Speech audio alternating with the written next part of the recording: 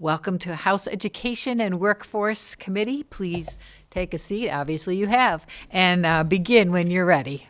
Thank you. Thank you. Chair DePore, members of the committee, thank you for letting us give testimony today for House Bill 5364.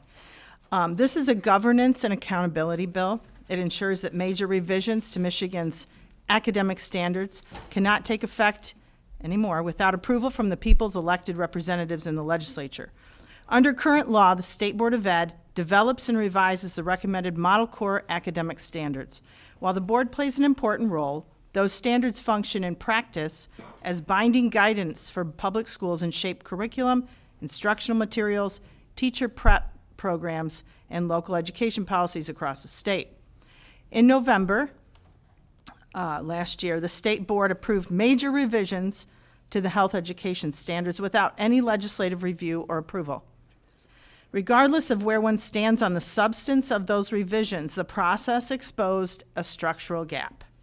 Significant statewide education policy changes can be implemented without legislative debate, oversight, or consent. House Bill 5364 preserves the State Board's role in developing and recommending academic standards. It simply requires that material revisions be approved through a concurrent resolution of both the House and the Senate before they can be implemented or enforced.